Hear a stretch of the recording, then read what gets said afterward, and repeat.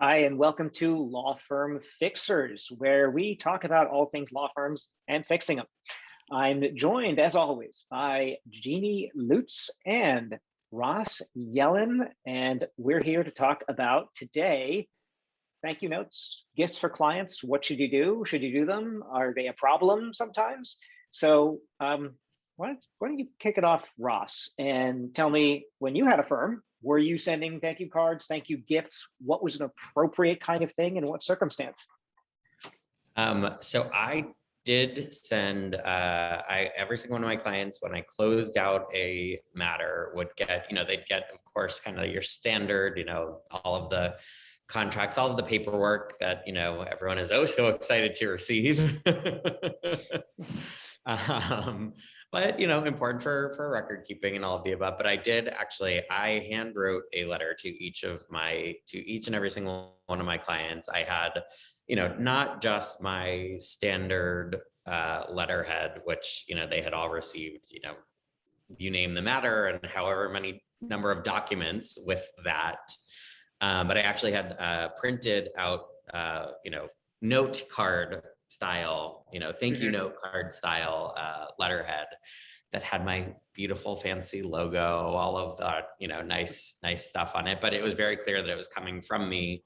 It came under separate cover, not with all of those documents. The documents came with the, kind of typical, like, this is closing out matter X. This was, really a handwritten, short and sweet, but, really appreciate you working with me through this matter, and, some quick note about that made them know that I didn't just rinse and repeat the message. Right, something personal. Something personal, something unique to the client. And it didn't matter what type of matter it was. So my practice was, the bulk of my practice was in real estate, a lot of real estate conveyance, but also working with a lot of condo associations. And guess what? A lot of those condo associations were run by property management companies. And so you can guarantee that I became best friends with those secretaries, with those admin folks that were, kind of my points of contact, because if I had one HOA, I was sure to have another. Right. And I think it differentiated me from folks that they had worked with in the past. One of the things I really like about what you said is that you didn't lump the two things together. You didn't put the paperwork and put a thank you letter inside the paperwork. You really separated the two, because and not everyone thinks that way, right? But what you really did was you separated the professional from what is more than just a professional relationship. A professional relationship, you're expected to do your work, but showing that personal touch and the fact that it comes separately, I think will go a long way into getting it noticed instead of a perfunctory thank you. It's a much more meaningful thing. Yeah, and I tried to, I guess another piece on that too was that I separated the timing a little bit, so it didn't come in the mail the same day.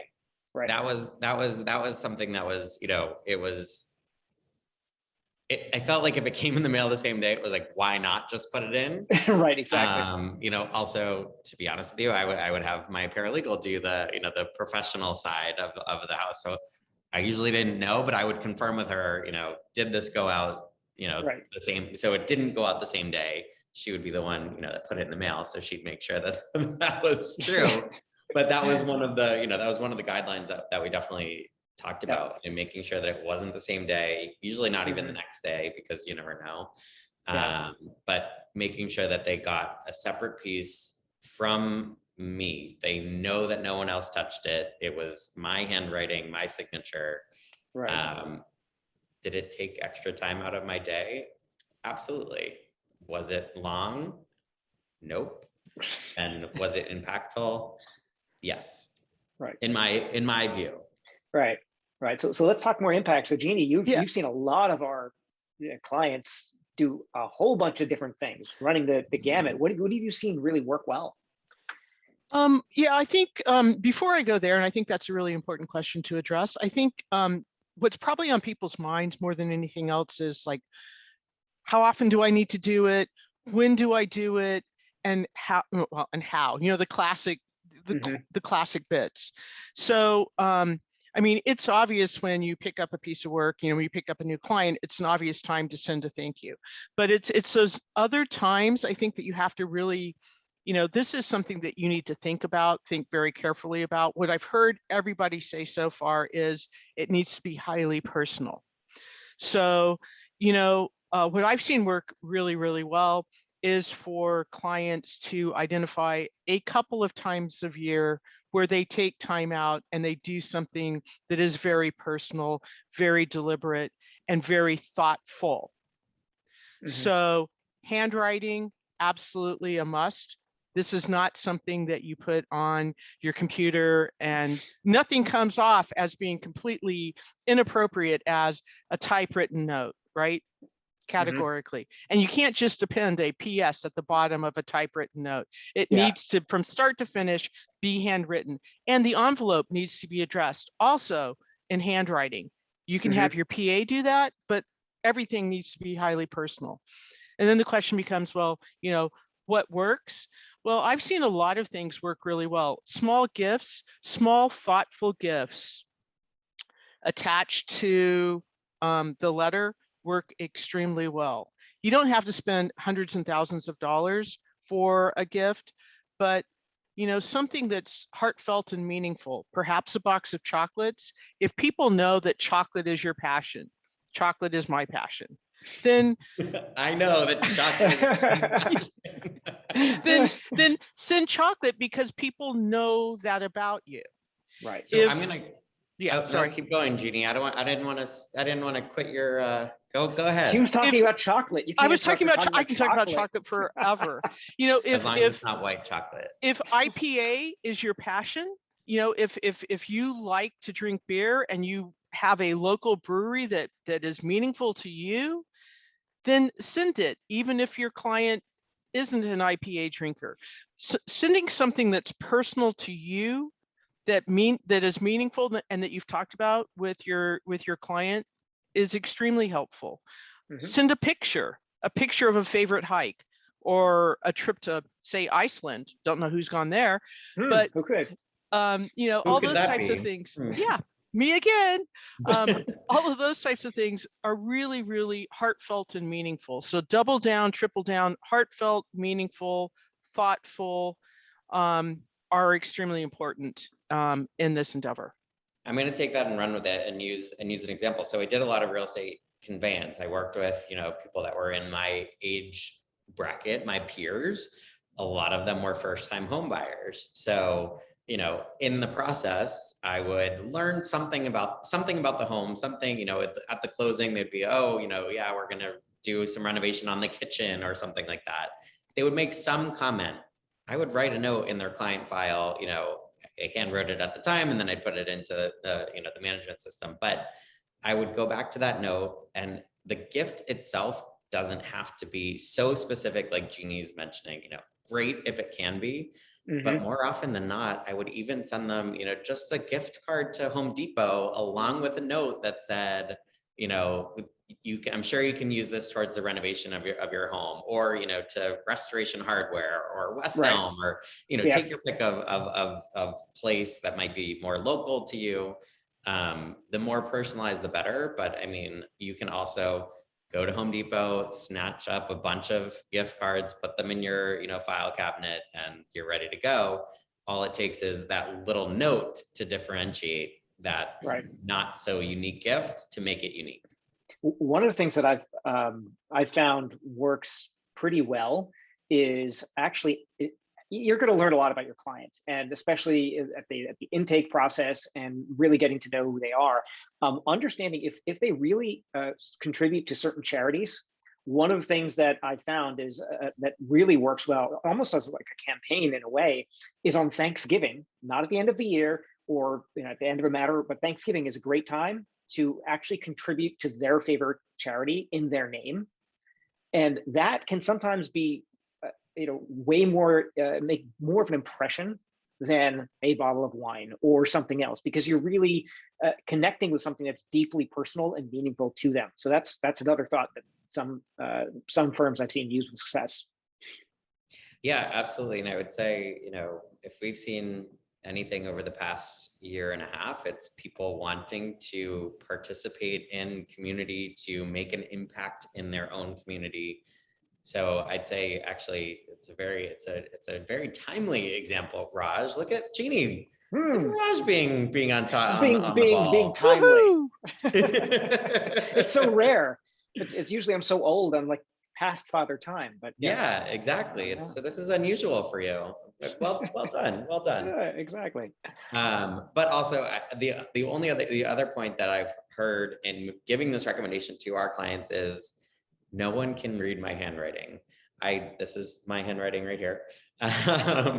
I oddly had a math teacher that was adamant that your 2 had to have the loop in it, your 4 had to cross. So, and if it didn't, then you got it wrong, even if the answer was clearly correct. So my handwriting it still scarred you. Yes. It scarred me for life.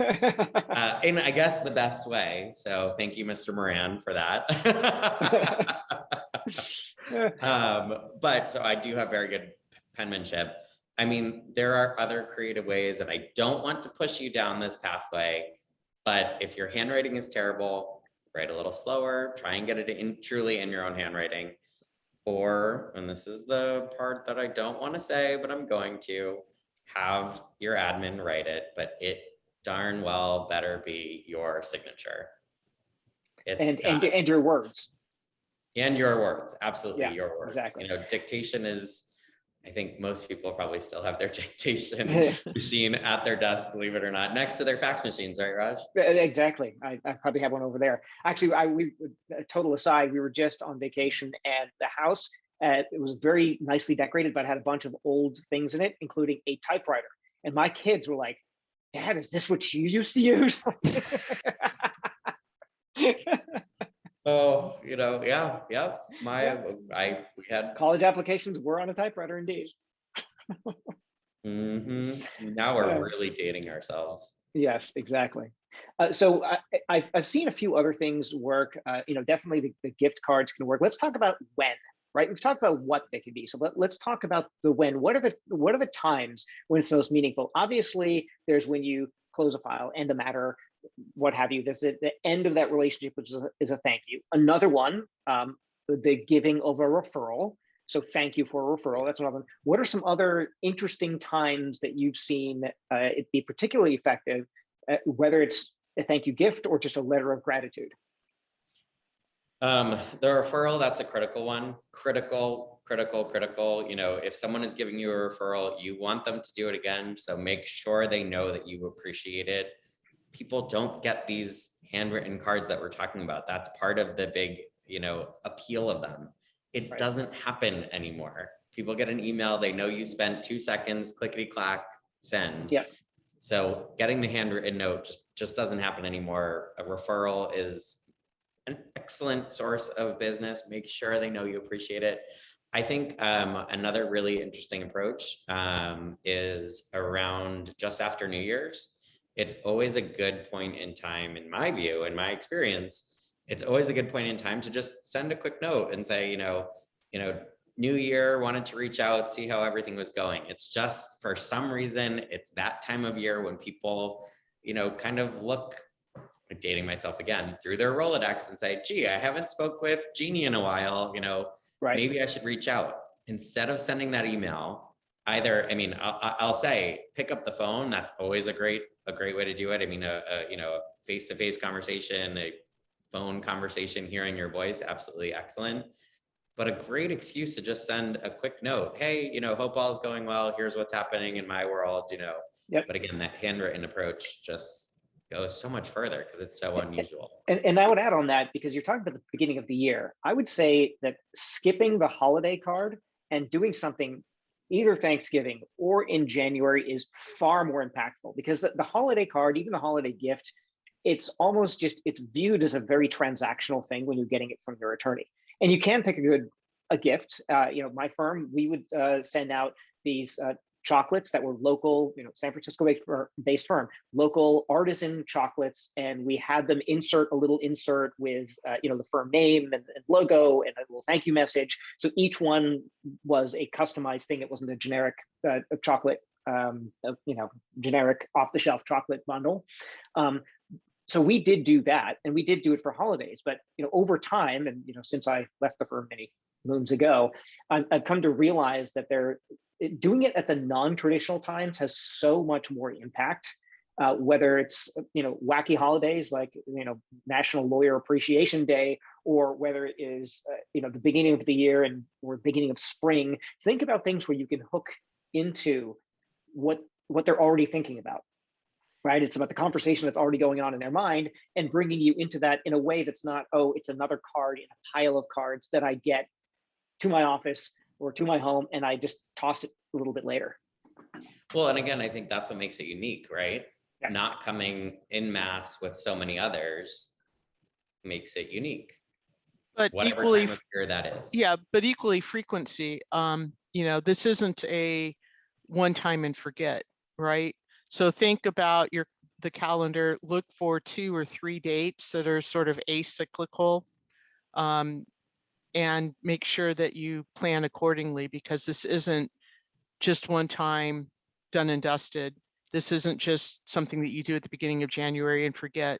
So there's a couple of elements. So for super large referrals, maybe immediacy is important, but then on an ongoing basis, keep these people close to you and keep them front of mind, and do something 2 or 3 times a year. Yep. Good. So what kind of action items do you think that we should get here? We kind of talked about our experience and things like that. How should someone be intentional about this? What kind of, when you're thinking about this, it is a marketing activity. It has to be personal, but it is a marketing activity. So Jeannie, what would be your recommendation for a framework for people to think about this and put it in place so it doesn't become another thing that, oh, that was a great idea and doesn't get done? Excellent point. I mean, one of the things that I would probably do is set up a couple of really key milestones, one being at the beginning of the year to sort of create that super high level plan, and then having a couple of check-in points with yourself throughout the year, probably at the end of each quarter, to see, did I do what I said I was going to do? Do I need to, to steer the ship in a slightly different direction? Did I actually send out the cards? Is there a line item in my financial reporting that shows that I had postage specifically for this? Because if I didn't, chances are I didn't do it. It didn't happen, right? So, but really having that one, the starting point is having that plan on a page, whether it's,